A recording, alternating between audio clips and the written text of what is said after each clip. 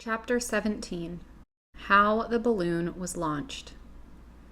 For 3 days, Dorothy heard nothing from Oz. These were sad days for the little girl, although her friends were all quite happy and contented.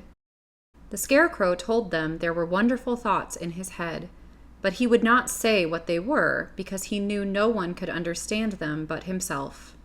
When the Tin Woodman walked about, he felt his heart rattling around in his breast, and he told Dorothy he had discovered it to be a kinder and more tender heart than the one he had owned when he was made of flesh. The Lion declared he was afraid of nothing on earth, and would gladly face an army or a dozen of the fierce Kalidas. Thus, each of the little party was satisfied except Dorothy, who longed more than ever to get back to Kansas. On the 4th day, to her great joy, Oz sent for her, and when she entered the throne room, he greeted her pleasantly. "Sit down, my dear.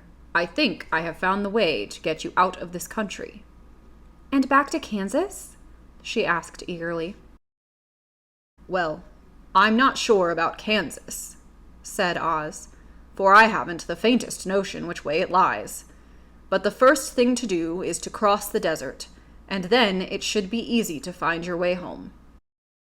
"How can I cross the desert?" she inquired. "Well, I'll tell you what I think," said the little man.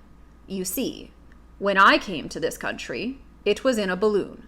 You also came through the air, being carried by a cyclone. So I believe the best way to get across the desert will be through the air. Now, it is quite beyond my powers to make a cyclone, but I've been thinking the matter over, and I believe I can make a balloon." "How?" asked Dorothy. "A balloon," said Oz, "is made of silk, which is coated with glue to keep the gas in it. I have plenty of silk in the palace, so it will be no trouble to make the balloon. But in all this country, there is no gas to fill the balloon with to make it float." "If it won't float," remarked Dorothy, "it will be of no use to us." "True," answered Oz, "but there is another way to make it float, which is to fill it with hot air. Hot air isn't as good as gas, for if the air should get cold, the balloon would come down in the desert, and we should be lost." "We?" exclaimed the girl. "Are you going with me?" "Yes, of course," replied Oz. "I am tired of being such a humbug. If I should go out of this palace, my people would soon discover I am not a wizard, and then they would be vexed with me for having deceived them. So I have to stay shut up in these rooms all day, and it gets tiresome. I'd much rather go back to Kansas with you and be in a circus again." "I shall be glad to have your company," said Dorothy. "Thank you," he answered. "Now, if you will help me sew the silk together, we will begin to work on our balloon." So Dorothy took a needle and thread, and as fast as Oz cut the strips of silk into proper shape, the girls sewed them neatly together. First, there was a strip of light green silk, then a strip of dark green, and then a strip of emerald green, for Oz had a fancy to make the balloon in different shades of the color about them. It took 3 days to sew all the strips together, but when it was finished, they had a big bag of green silk more than 20 feet long. Then Oz painted it on the inside with a coat of thin glue to make it airtight, after which he announced that the balloon was ready. "But we must have a basket to ride in," he said. So he sent the soldier with the green whiskers for a big clothes basket, which he fastened with many ropes to the bottom of the balloon. When it was all ready, Oz sent word to his people that he was going to make a visit to a great brother wizard who lived in the clouds. The news spread rapidly throughout the city, and everyone came to see the wonderful sight.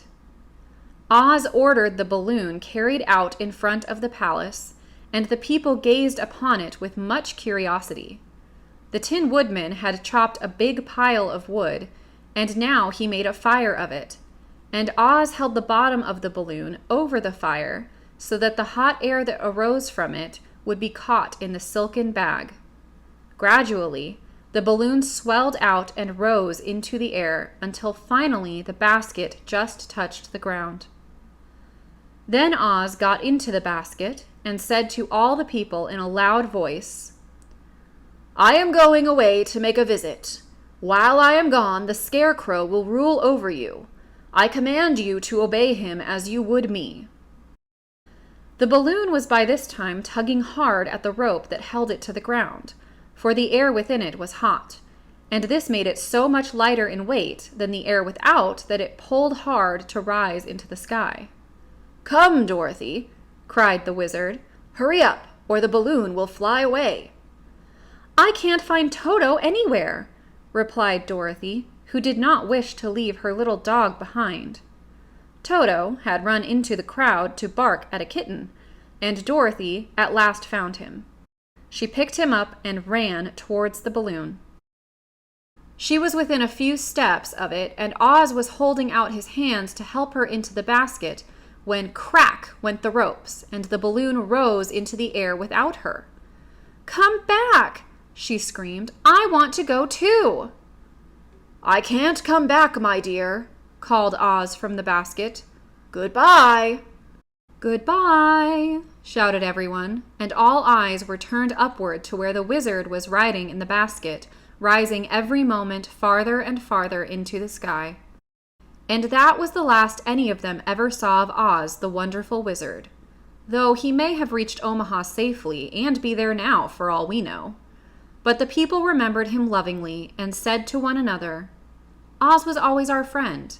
When he was here, he built for us this beautiful Emerald City, and now he is gone and has left the wise Scarecrow to rule over us." Still, for many days they grieved over the loss of the wonderful wizard and would not be comforted.